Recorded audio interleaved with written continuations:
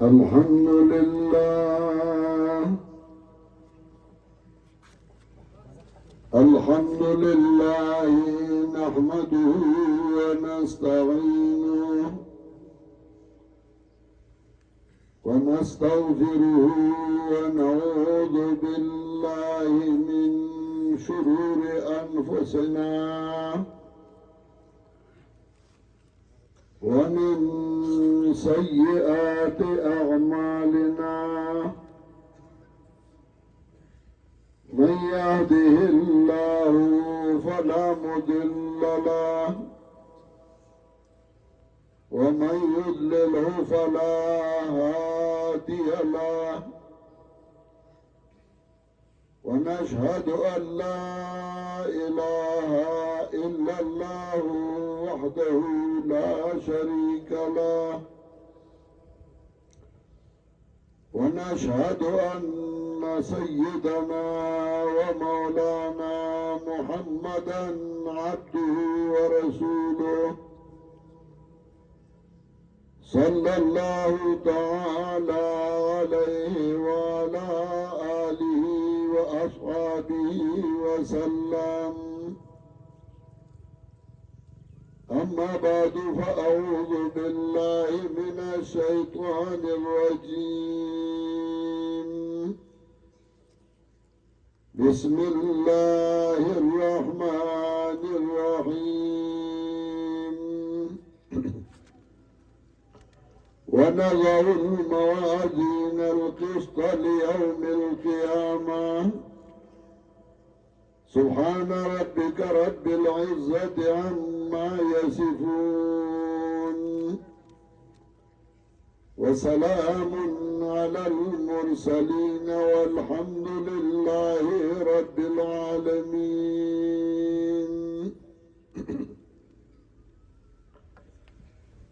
محترم حاضرین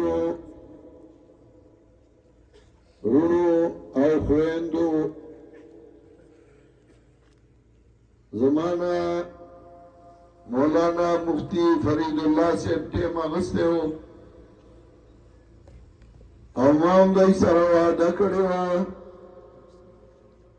چې زه به حاضري کوم او زه به راځم و بیا څه عذر پېښ شو او ما دای ته هغه عذر پېښ کړ و دی هغه عذر منظور نه کړ قبول یې نه کړ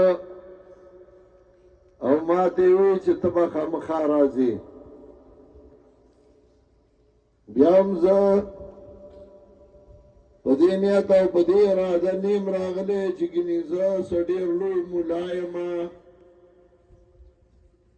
یا زه ډېر لوی پوه یم یا زه ډېر لوی مقرر یم په دې علاقه کې لوی لوی علما دي بهترین خطبا دي زه صرف او صرف دې نه راغلی یم چې ستاسو د وروڼو او د خویندو حوصله افزایي وشي او د قرآن او د سنت مطابق یو څو کلمات ووایم الله دې زما هم ذریعه د نجات وګرځوي او الله دې ستاسو هم ذریعه د نجات وګرځوي او الله دې دا علاقه د خپل رحمتونو او د برکتونو مرکز وګرځوي د بخاري شریف د آخري باب او آخري حدیث د لږې تشریح نه مخکې یو څو بطور تمهید خبرې کوم د کله نه چې الله دا دنیا پیدا کړې ده نو په دې دنیا کې الله په بني نوع انسان کې حضرت آدم علیه السلام د هر چا نه اول پیدا کړ یا الله د حضرت آدم علیہ السلام دپاره دا هغه بیبي پیدا کړه او دا دنیا ته وښیله چې دنیا کې ژوند تېروي نو دا بغیر د نارینه او د زنانه نه دا ژوند مشکل دی او ګران دی نارینه زنانه ته محتاج کړه او زنانه نارینه ته محتاج کړه دا دې لپاره چې دواړه یو بل ته محتاجي نو دواړه به یو بل ته ضرورتي او د هغې هغه ژوند او د هغې هغه ګزران هغه به ښه تېرېږي او د خوشحالۍ به تېرېږي. لومړی پیغمبر آدم علیہ السلام و آخری پیغمبر جناب محمد مصطفی صلی اللہ علیہ وسلم اللہ راولے گو. دا اللہ عجیبا نظام دے آغا سڑے چاگے آخری پیغمبر گرزو او اللہ تپتوا نو آغا پیغمبر که مزدوری اکڑا و آغا نوکری اکڑا نو نوکری او مزدوری هم د هغه د یو ښځې سره مقرر کړه او هغه پیغمبر که مزدوری کړې ده نو د یو ښځې سره یې کړې ده او د ښځې په مال مزدوری او نوکری کړې ده. حضرت خدیجه رضی الله تعالی عنها د مکې یو ډېره سرمایه‌داره مالداره زنانه وه، کونډه وه او ډیرو خلکو هغې ته پیغام د واده لیږه خو هغې واده د چا سره نه کو. د هغې هغه مال د هغې هغه دولت جناب رسول الله صلی الله علیه وسلم په هغې باندې تجارت وکړه او چې هغه تجارت هغه وکړ نو هغې صحیح طریقې باندې وکړ. دا هغې هغه ګټه هغې له ورکړه، خپله مزدوري خپله ترې واخسته او هغه ښځه دې ته محتاجه کړه. الله رب العزت چې په خپله رسول الله صلی الله علیه وسلم ته پیغام ولیږه چې ما په نکاح واله یا ښځه وه چې د خلکو مینت کو پیغامونه لیږل مالدارو سردارانو آئی وعده نکو آئی پخبل رسول اللہ صلی اللہ علیہ وسلم تا پیغام لے گئے چزتا سر وعده کول غواړم. آده نبی علیہ السلام نے 25 کاله مشروا رسول اللہ صلی اللہ علیہ وسلم د خپل تر سره صلاح وکړه او د هغې سره ډومبی نکاح د جناب رسول الله صلی الله علیه وسلم وشو. دا یو تمهید دی، یو لار سمول دی، یو پیشخیمه ده دی امت دپاره چې د محمد رسول الله صلی الله علیه وسلم امتیانو تاسو زنانو ته بد مه ګورئ. ستاسو پیغمبر د یو ښځې سره نوکري او مزدوري کړې ده او زنانو ته دا پیغام دی چې تاسو سړو ته بد مه ګورئ. وګوره حضرت خدیجې رضی الله تعالی عنها دا خپل مزدورکار سره واده وکړ او هغه ته محتاجه کړه او دا یې موږ له یو سبق راکړ. او بیا د الله دې حکمت ته وګورئ چې سردار د انبیاء علیهم السلام د ټولو انبیاء علیهم السلام امام آخری پیغمبر خاتم النبیین هغه سړی راولېږه. د انبیاءو سلسله یې په هغه ختمه کړه او د امتونو سلسله یې په دې امت محمدیه باندې ختمه کړه. نو په دې امت کې لومړی مسلمان هغې ښځه وګرځوله حضرت خدیجه رضی الله تعالی عنها اول د دې امت وه چې هغې ایمان راوړی و. که تا نه څوک تپوس وکړي چې په دې امت کې لومړی مسلمان څوک و چې هغه امتي و او هغه ایمان راوړی و نو ته به ورته وایې چې هغه ښځه وه او هغه حضرت خدیجه وه. نو آخري پیغمبر هغې سړی راولېږه نو آخري د امتونو نه د هغې لومړی بنده مسلمان هغې ښځه وګرځوله. دا موږ او تاسو ته وښیل چې د الله په دربار کې حیثیت د ښځې په ښځو کې بهتر دی، د سړي په سړو کې بهتر دی. ښځې ته سپک مه ګوره، سړی د ښځو ته سپک نه ګوري او ښځې د سړو ته سپک نه ګوري. د هر چا خپل مقام دی. د ښځې ځان له مقام دی او د سړو ځان له مقام دی. نو بیا د الله دې حکمت ته وګوره چې په قرآن کریم کې الله د څه سورتونو نومونه د سړو کې ښودل. سوره یوسف، سوره هود وغیرہ وغیرہ، یوسف، هود، نو د څه سورتونه د ښځو نومونه کې ښودل. سوره نساء، سوره مریم. نو یو خوا د سړو نومونه، نو بل خوا د ښځو نومونه. دا موږ او تاسو له یو سبق د مساوات راکړو. بعض خلک وایي یاره اسلام کې د ښځو حقوق نشته، خو د هغوی په دینونو کې، د هغوی په مذهبونو کې، د هغوی په رواجونو کې د ښځو حقوق نشته او زموږ په اسلام کې د ښځو حق شته. د هغوی خو دا حال دی چې جنۍ یو واده شوي دي نو هغې ته مس فلان وایي، او چې کله هغه واده شي نو بیا هغې ته مسز فلان وایي. چې جنۍ نو د پلار په نوم یې یادوي او چې واده شي نو د خاوند په نوم یادېږي. د هغې اړو حیثیت نشته. د هغوی په دینونو کې سړی ځان له د ګټې ذمه دار دی او ښځه ځان له د ګټې ذمه داره ده. سړی به ځان له نوکري کوي، ښځه به ځان له نوکري کوي. سړی به ځان له پخلی کوي، ښځه به ځان له پخلی کوي. د یورپ ملکونو حالت وګورئ، څوک چې لندن او امریکې ته تللي دي نو هغوی ته پته ده. اسلام کې دا وګرځول چې سړی هغه به ګټه کوي، ښځه به د هغه ګټه، د هغه پیسې، د هغه دولت،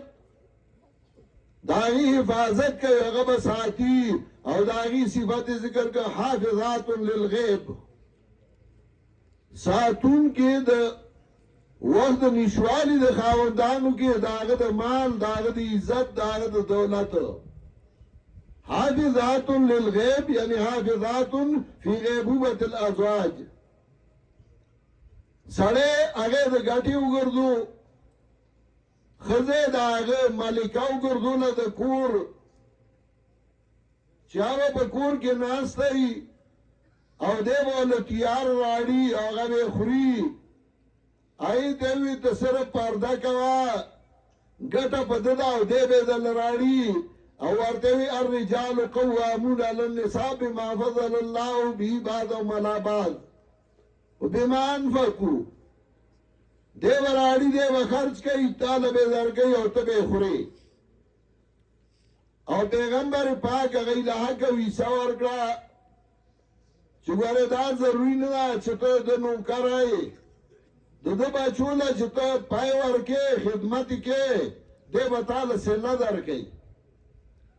او که دی ستا پړوني له لاس ورړي، هله به ورړي چې نکاح وتلی شي، خو ستا یو ذمهداري او مهر دی، هغه به درله اول درکوي. ستا مهر په ده باندې قرض دی او دی به درله درکوي. څومره ښکلی دین یې موږ ته پرېښوده چې په هغې کې ښځه یې سړي ته محتاجه کړه، سړی ښځې ته محتاجه کړه. نو دا ټول څیزونه په دې کې د هر چا جدا جدا حق و. د ښځې ځان له یو حق و، ښځې ته ذمه دارۍ ډېرې وي، سره دې ورته الله مزوم معاف کړو. سړي ته هغه ذمه دارۍ نه وي نو هغه به مونځ کوي، هر روزه به یې کوي، هر وخت به یې کوي. چې دا ټول څیزونه یې وکړل نو یو شی په مساوات کې پرېښوده چې هغه څنګه چې د سړو دی نو داسې به د ښځو ومي. څنګه په سړو ذمهداري ده نو داسې به په ښځو ومي. او هغه شی چې هغه د الله امانت و هغه د پیغمبر پاک امانت و هغه څه هغه علم د قرآن او د حدیث علم د قرآن او د حدیث دا په هر یو باندې لازم کو او پیغمبر پاک وی چې العلم فریضة علی کل مسلم علم فرض په هر یو مسلمان کې سړی یو مسلمان کې ښځه نو به کم سے کم ځان دوره پوهه کوي چې په ما باندې فرضیات څه دي زما ذمہ دارۍ څه دي د قرآن او د حدیث نه په ما باندې څه ذمہ دارۍ دي نو هغه به حالي نو په دې کې مساوات د ټولو راوستو نن سبا ښځې سړک ته راوځي او موږ مساوات غواړو ته څه شي مساوات غواړي تاله چې الله کوم حق درکړی هغې سړو له نه دی ورکړی سړو له یې ورکړی نو تاسو له نه یې درکړی او بیا د هغې هغه مینه او محبت جناب رسول الله صلی الله علیه وسلم یو ورځ حضرت عایشې رضی الله تعالی عنها ته وایي راشه حبش نیزه بازي کوي تماشا وکړه هغه راغله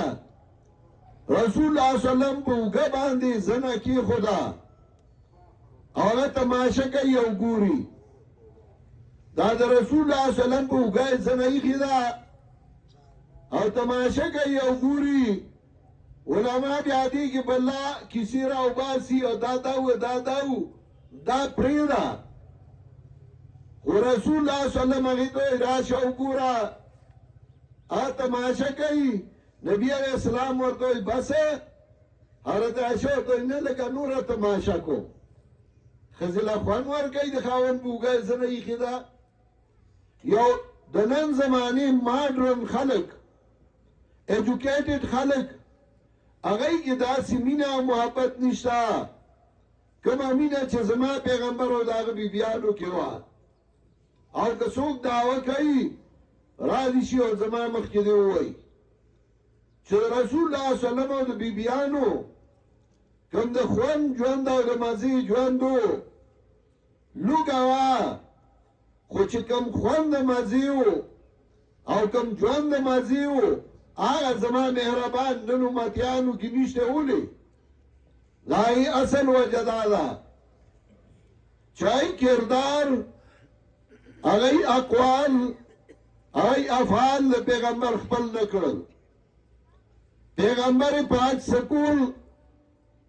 پیغمبر پاک سوی پیغمبر پاک سکارونه کول دا وګوره او دا خپل کا ستا ژوند به دومره د خوشحالی او د خوندي چې ته به بیا د کور نه بهر به دې وتو ته کابو نه کېږي نن سبا خو اکثر داسې یاره وایي نن به حجره کې شپه وکړم ملګري مې راغلي دي هغه شپې تر نیمې شپې په حجره کې ناست دي کور ته نه ځي تر څو چې خلک نه ویده شوي ځکه کور یې د خوشحالۍ دی نه او خوشحالي ځکه نشته یا سړی د دین نه نه دی خبر یا ښځه د دین نه نه ده خبر سړی د ښځې د حق نه نه دی خبر او ښځه د سړي د حق نه نه ده خبر د هغې ژوند به څه د خوشحالۍ شي نو د رسول الله صلی الله علیه وسلم کارونه وګوره چې هغه څه کړي دي په کور کې خدمت د بیبیانو سره کړی کوم چې سړو مطابق دی د رسول الله صلی الله علیه وسلم خبرې وګوره چې نبی علیه السلام خبرې څنګه کړي دي نو جناب رسول الله صلی الله علیه وسلم ټول بیبیانې رضا ساتلي دي یوې ته یو خبره وکړي هغې ته وایي نورو ته مه وایه بلې څخه شربت وڅکي نو هغې ته وایي نورو ته مه وایه بله بیبي چې ډېره یې خوښه ده هغه د خپلې بنې پسې خبره وکړي چې وایي هغه داسې ده نبی علیه السلام ورته وایي داسې خبره دې وکړه که دا دریابونو سره یو ځای شوی نو ټولو دریابونو خوند به بدل شوی چې تا ولې د هغې بد وایي دا خبرې دي د پیغمبر پاک او دې ته وایي احادیث د جناب رسول الله صلی الله علیه وسلم. حدیث ته وایي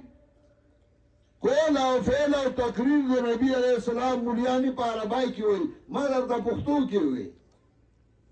حدیث ته وایي د نبی علیہ السلام کارونه، د نبی علیہ السلام کرکټر او کردار، پوده داسې وه، مخې داسې و، سینه یې داسې وه، تللی داسې و. حدیث ته وایي د نبی علیہ السلام خبرې. حدیث ته وایي د نبی علیہ السلام مخکې او کار شوی دی، هغه یا منې کړی یا نه دی منې کړی. تقریر هغې ته وایي. نو دې ته وایي حدیث د نبی علیہ السلام. الله دې صحابه باندې رحمتونه ولیږي. هغوی راولګېدل، د چا چې چا سره مینه وي نو د هغه ګوتو ته هم ګوري، د هغه سترګو ته هم ګوري، د هغه پوزې ته هم ګوري، د هغه خپو ته هم ګوري، د هغه ناستې او پاستې ته هم ګوري، د هغه ویښې او ودو ته هم ګوري. نبی علیہ السلام وده دی. صحابي وایي د څوارلسمې سپوږمۍ ده، زه کله د څوارلسمې سپوږمۍ ته ګورم او کله د رسول الله صلی الله علیه وسلم مخ ته ګورم او زه هم چې د دواړو کې کوم یو ښایسته وي، دا د څوارلسمې سپوږمۍ ښایسته ده او د رسول الله صلی الله علیه وسلم مخ ډېر ښایسته دی. نو ما دا فیصله وکړه چې رسول الله صلی الله علیه وسلم مخ د څوارلسمې سپوږمۍ نه ښایسته دی. هغه د رسول الله صلی الله علیه وسلم ټوله اولیا، د هغه خبرې، د هغه اقوال، د هغه افعال او بیا هغه له بیبیانې الله داسې ورکړې وي چې هغه د کور دننه خبرې هغه هم پټې ونه ساتلې او هغه هم خلکو ته وایي. لکه ام المؤمنین وایي ما او نبي علیه السلام به د یو لوښي نه لامبله، دا یې صرف دې لپاره وایي چې موږ او تاسو خپل کردار، خپل کرکټر د هغوی په شان کو. نو صحابه هغه هر څه یاد کړل، د هغوی شاګردانو د هغوی نه یاد کړل، د هغوی شاګردانو د هغوی نه یاد کړل او دغسې دا یادېدل او راتلل. الله احسان وکړ او محدثین یې پیدا کړل. محدثین راولګېدل، یو یو څخه تلل او دا را جمع کول چې تا ته نبي علیہ السلام څه خبره رارسېدلې ما ته ووایه، بل ته وایي تا ته څه رارسېدلې ما ته ووایه، هغه ورته ووایي، بل ورته ووایي، بل ورته ووایي. نو څه خلک د ځان نه هم جوړې کړي. نو چې دا ټولې را جمع کړې، زمیندار چې غوبل وکړي، غنم غوبل کړي، پخوا په دې ملک کې غوبلې وي، اوس خو ترې شرې راووتې، نو بیا به ورپسې سانګای راواغسته. موږ ته سانګای وایو، تاسو د خاخای وایي، درې لرګي شي پکې. نو په هغې به یې غبوس والوزول، نو چا به یې والوزول، نو بیا به یې ورپسې راشپیل راواغسته. موږ ورته راشپیل وایو، تاسو څه وایي؟ راشپیل ځکه موږ ټول یوسفزي یو. نو راشپیل به یې ورپسې راواغست، نو بیا به یې په هغې والوزول. نو غنمو راشه به جدا شوه، بوس به جدا شو او ګونډې به جدا شو. صحابه محدثینو چې دا حدیث را جمع کړه نو بیا ورته کېناستل، سانګای، خاخای او راشپیل او غلبیل او چج هغې ورپسې راواغستل. نو هغې ثبت کړل او په هغې کې وکتل چې صحیح کم دي او خلکو د ځان نه کم جوړ کړي دي. صحیح جدا کړل او هغه د ځان نه جوړ شوي جدا کړل، چاہیے تا موضوعی حدیث وی یا ضعیف وی یا نور وی یا نور وی. امام بخاری رحمت اللہ علیہ او سڑیو چشپارس کال دے پا دی اڑامو مونږ د بوسو د غوبل بوسو ته ودرېږو 2-3 ورځې کې ستړي شو او د 14 کاله اړم دی راټولۍ یې چاڼۍ او دا حدیث را جمع کړل د نبی علیہ السلام کارونه داغه خبرې داغه افعال داغه کردار هغه را جمع کړل او په دې کې 2514 حدیث ذکر کړل وکړه کله یو حدیث بیا ذکر کی علماء ته تکرار وای نو بیا ذکر کی نو ټول جرا جمع کی دا 9002 حدیث په دې کتاب کې را جمع کړل هغه له نوم کې هو صحیح د امام بخاری چاغنو نام مشهور دی په دې ځای کې راغی ختم دی سوره کوشش مته تاسو چې په دې غرونو علاقه کې چې دا غرونو علاقه ده او بیا هم تاسو اتوي زنانه هغه نن بخاری ختمه کړی ده د زنانو د بخاری ختم دی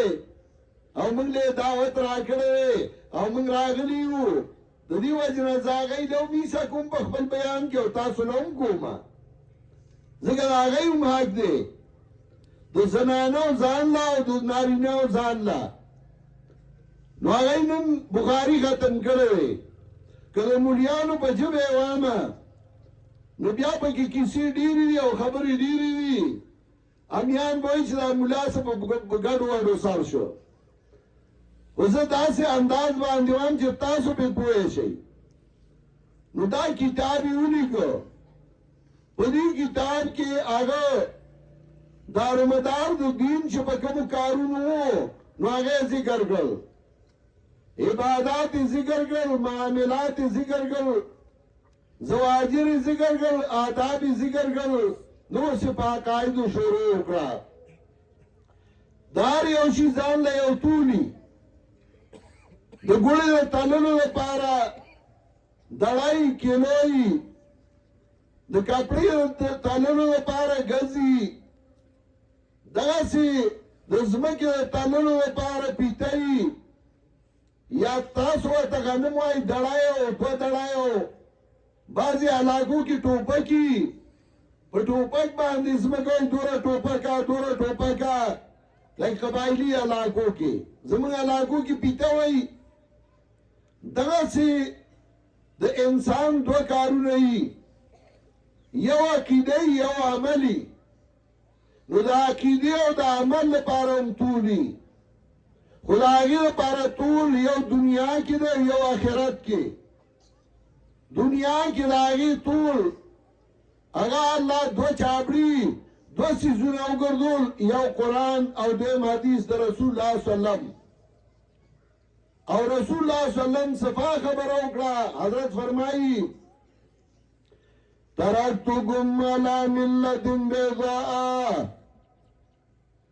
ترکتکم علی ملت بیضاء لیلها کنهارها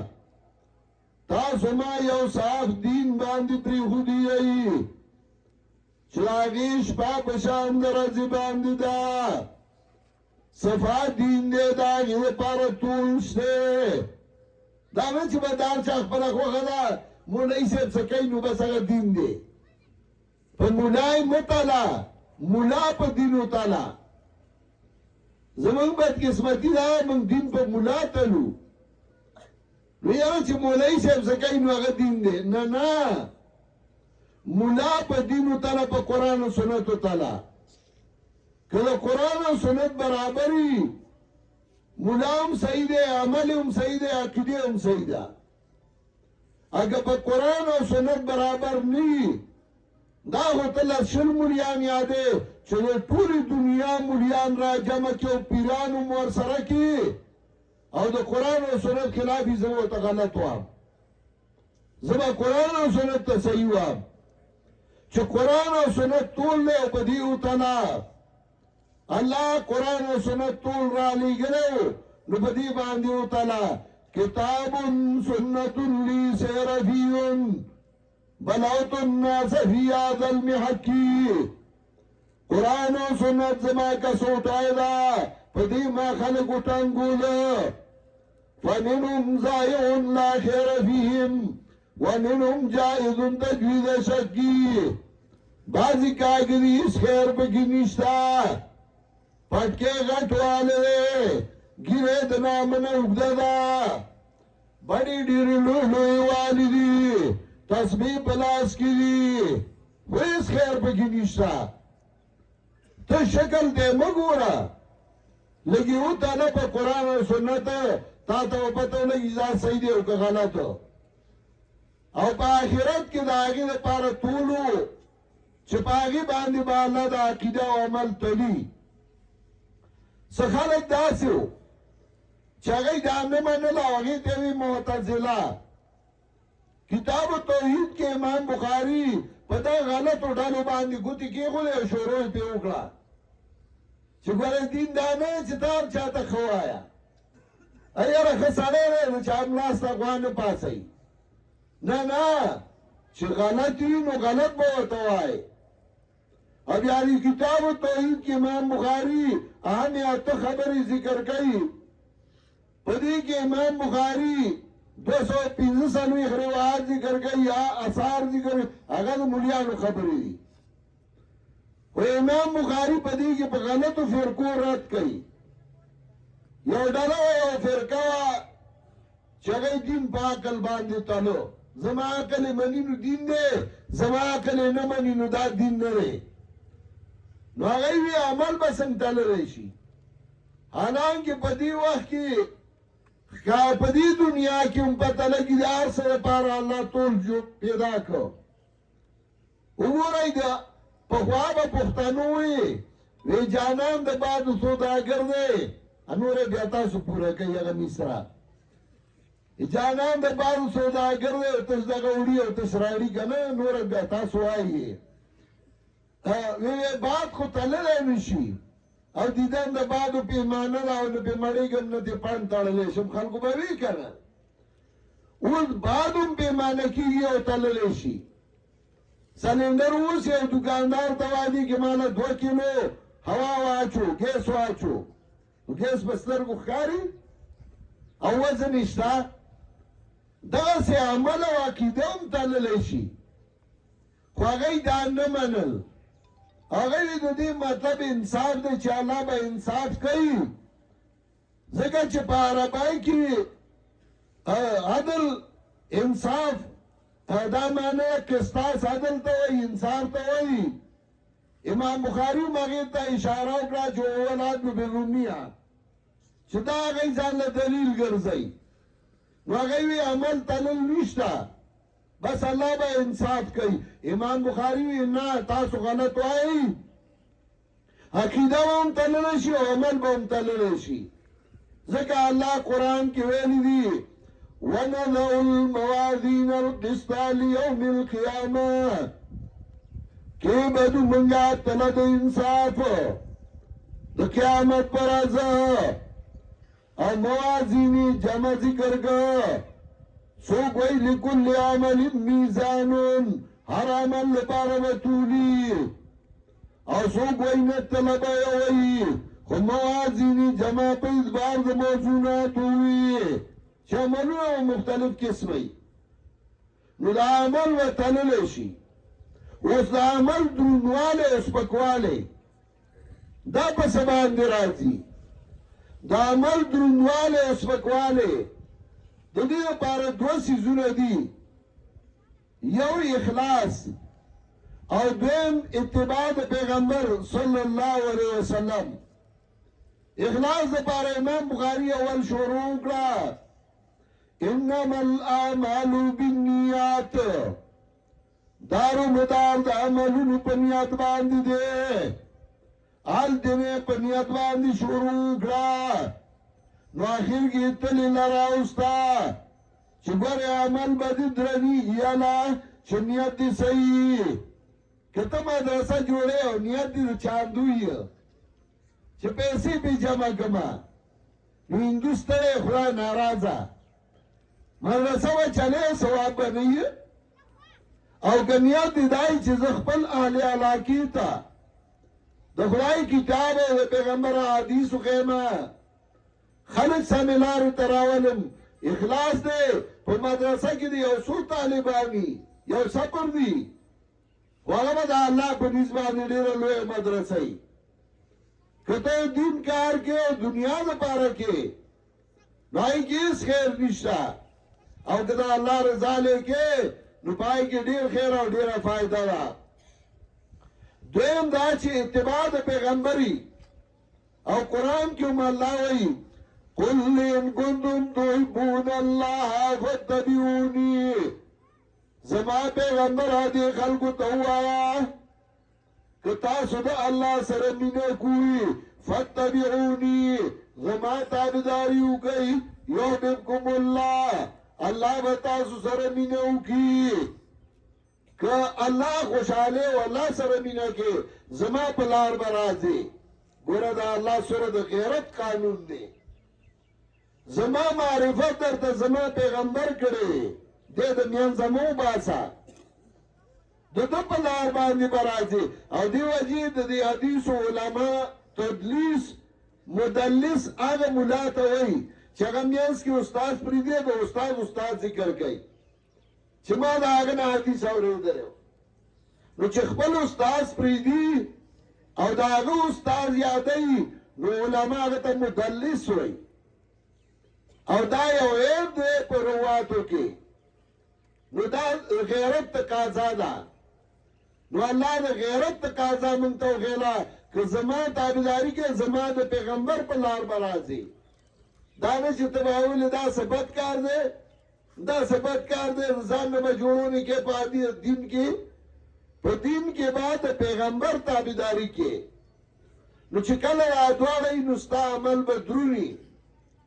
او دروندواله په دې نه دی چې ډېر غټ پټ دي نو هغه دروني او چې ډېر وچ کړی نو هغه به درون نه وي پښتانه وایي ګوره دا پښتو چې کله د دې دین سره نږدې کې نو په ډېرو څیزونو کې بیا یې مشابهت دی پښتانه چې چا اخلاق ښیي څه ورته کېږي که زړه یې غواړي وخوري که نه غواړي نه خوري یاره وایي ورته مې نه کېږي دروند خویه پښتانه وایي ډېر دروند سړی دی او چې دا کوم یو کور کې څه نه مومي د بل په دسترخوان وایي دا دې پخ کړي دا دې پخ کړي خلک وایي ډېر سپک سړی دی وی په ډوډۍ ته د جنګ دی په دغه جنګ دا څه سپک سړی دی هغه به یو غټ سوټي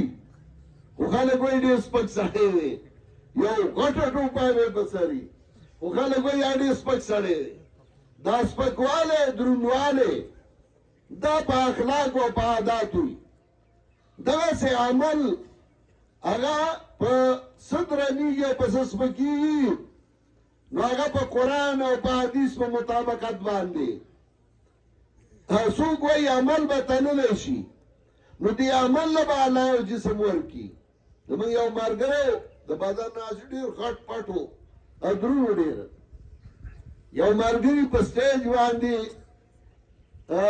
نظامت کو وغله دعوت ورکو اوس با زمونږه یو ډېر دروند خوږ ملګری راشي او تاسو ته به بیان وکړي هغه چې سټیج ته راوخته دا اوږې داسې وه چې خلکو یې وخرت کړ په رښتیا دروند و یو خو داسې دروند یو د عمل په اعتبار درونی نو څوک وایي چې درونه د عمل دروندوالی د عقیدې دروندوالی هغه په اخلاص او په اتباع د پیغمبر صلی الله علیه وسلم باندې نو هغه عمل له به الله یو جسم ورکړي او څوک وایي نه چا چې هغه عمل کړی هغه به الله دروند کړي لکه عبدالله بن مسعود رضی الله تعالی عنہ د نبی علیہ السلام صحابي او د بدن نه ډېر داسې سپک دستی و یو ځل ونې ته ختلی نبي علیه السلام د مسواک پرې کوي سیلی راغله چې دا څانګه خوځوي دې څانګې سره کلک نښتی دی او کله اخوا ځي کله دې خوا صحابه چې وکتل خندا ورله انسانانو چې خندا ورله نو نبی علیہ السلام باندې هغه ښه ونه لګېده نو نبی علیہ السلام هغې ته وایي لرجل عبدالله ابن مسعود اسقلو عند الله فی المیزان من جبل احد. دا عبداللہ ابن مسعود رضی اللہ تعالیٰ عنہ دا وڑخپا دا اللہ پا میزبان دی دو احد غرنم درندا وڑخپا وعمل لاغدین لویو دا دیر درندا او سو گوئی چنا اگا کم کاغذونو کی چی اگا لکل شوی نو دا آگی درونوالے اسپکوالے برازی او پاگی باندے حدیث دا بتاقی دلیل پیش کئی بہرحال اگا دا علماء خبری خو عمل بتلل شی. دا حدیث امام بخاری دری زائد ذکر کرے خدا آگا انصاف تو گورا دا امام بخاری رحمت اللہ علیہ استاذ دا یوم احمد بن اشکاب دو استاذان نور دی دا آگئی نچو دا حدیث نکل کئی اگئی مخی ذکر کو او دا احمد بن اشکاب نچو نکل کئی اگئی رستو ذکر کو زکر دا اخیری استاذ دے کم استاذانی چلون بنیو دا آگئی اگئی مخی ذکر کو کم رستانے دا آگئی رستو ذکر کو دورا انصاف پا کیو دن سبا چه طالب لگن دا کی ملاشی اب یا چه مفتی سے بوتا ہوئی اب یا چه دوادری طالبان والا چاپیو کی طبا اگا کو بیا در آگی رول رہی ہے بیا منگو پسالو کی نشبیری اکثر اللہ من شاء اللہ لیکن اب یا لوی مولئی سے بھی اب یا لوی درجی خاون سی دا بخاری وندی سڑے آگا دورا انصاف کئی چکم استاد اخیری دے آگے دے طولو اخیری ذکر کا اور رد کئی پا معتزلاو کہ دین بچ کے نو رد بکے اور کہ رد نکے نو تا دین سوکیداری ہو نکر سوکیدار اگر اختو خے کئی چھتا اختو خے نکے نو تبا سوکیداری نسو کے اور چاچ اختو خے نرے کرے اگر سوکیداری نرے کرے شو اگر بیا او دو پروتی اگر غلا کری اور سی ہوڑی زما زاسی مزدورکار والی سڑے امی ما او تا پاکستان میں باہر ملکونو کی میں مزدورائی کارو نکڑی دبائی میں دا کپڑی کار پا اسم زمال دی ٹیمٹونو کار دے دا چین نا ام دغا سی چائنا تا پکی ام تلیم ملیشیا تا ام تلیم سنگاپور تائیلینڈ تا ام تلیم او کاروباری سلسلہ کی چاندولا نیم تلے نو دل دی پاکستان کی ام کار کن نو یا وقت کی من دا ٹرانسپورٹ کارو میں او گاڑے خرچ کرے پیسی بندی ہوئی اگا سڑی پیسی نا راکولی پٹی دا چا پو آستا بارگین والا پو آستا میں چی خرچ کرے تا ماوی تالا ما کمیشن در کرے تو انہیں پیسی دن نرالی وی بیا بدا اللہ میں خرچوں چی تما تنگی ما زمانا تبا تا خرچ کی ما تا ما یاد دی زمان دا پلار ٹرکونو ستا پلار با پخرا کر زیده تبا مالا گاڑی خرچے میں ویدا بارگین سا آسان کار ندے ما دا زم کولیشم ویدا آسان ندے ما خجور ما بارگین کولاو کو بارگین میں کولاو کو دری کالا میں خو چلو نو نوکر میں ساتلے چوکیدار پا کوٹا میں اغلا زائی جوڑ کڑے ہو او پوڑای میں والا دا لرگی جوڑا کڑے ہو مائی پا دیوا خیجن دا پوڑای با برا چت تا خیجے چتا پا سوک در خطے میں شٹو پک میں ور کڑے ہو تو وہ سوکیداری کے سوک گاڑو تا نقصان نہ رسائی گاڑی با اولاڑو نوزے چھ برانے مگدہ سی ڈوزمار کونے ہو آئے انہی ڈوزماری کرے گا زن زور کئی نو پا کسی ہی نہ بیا نو ڈوزمار ہونے سے چھ بچار رالم ماں تنوی جی دیا دی جوارو کی کسان کرتے دو کچھ ماں بول تون او تختید اللہ دگا ماں باندی بے اولیاء زڑو زکو بے پوشو ماں مولا تا ماں باندی گمان دا مولا کے کو دورا سادہ نہیں ماں یو سورہ دی دا سی اکڑل بلا دا شپی زمن کور دا سی او کلومیٹر لریو دا غینا ماں دا شپی سیکل راوانست او دو بجی دی پا سیکل رالما چرالما غوانی سر بیکیانا وا پا بیکیانا غلے غلے او خاتم دا چوکی دارو دو ٹوپک میں تراواغس غاڑی تا میوانچو بیا پا بیکیانا راکوز شو چرا کود شو ما په سیکل سور شو ټوپک مې کور ته راړه چې راغلم کور کې راته وایي دا مړ چېرته تللی وي ما څه کار مې وي دا ټوپک چېرته و ما به دا مې راوړه هغوی سره غم شه وی عجیبه سړی وي په نیمه شپه ته وځي او ګرځي او ټوپک هم درته که چا دلته نقصان ورسو ما ته څوک نقصان رسولی شي خو به لړه به رامیړه نو ما دا کېده الماره کې ټوپک مې کېښوده چې سهار لړه ما چوکیدار او تر او ترکی ما ولې وی چې ګېډه مې خرابه ده ما ښه دوايي مې خوړلې وي او جي دوايي مې خوړلې ما کني چې راړم درله وی نه جي یو ساعت به تېر شو جوړ منډه مې کړه باتروم ته ما ځان ناغرضه کړی و چې دا مازدیګر شو نو ما ورته ویل فلاني وی جي ما لکه موږ بارګین بنده وو زه خپل ټوپک راواله بره وخېجه دا سټې داسې وګورې وي چې هغه خو ما نه بېګا چا وړی دی ما ولې وی یاره چې زه وده وم هغه ته ما چوکیدار دې له کېنولی تا نو ټوپک سړی وړي ما ټوپک چې سړي نه اوسي دا خو دا دی لکه پښتو کې مې ورته ووایي ما ټوپک یې ستا نه وړی ټوپک به پیدا کړې ما له به دې پرېږدم بس په سړي نور دستونه زیات شو ما ته ورېږه یو دوه ورځې در باندې ولګي ته بیا دبکې زما مخکې وکړې په درېیم ورځ مې ورته وي ما ټوپک خو درنه ما وړی و اما ته وده پروت وې خړېدې اته ما یارې چې غله راغلي وو غله داسې لړ غله داسې لړ ما نیغه د الله رومي سره رخصت مې کړ یو نیمې داسې چې هغه هسې هغه دبکه مارو دبکې به جوړوي او ځان به زورو ښکاره کوي او دغه ښکاره کوي نور به هېڅ شی نه یې بل هسې یېروي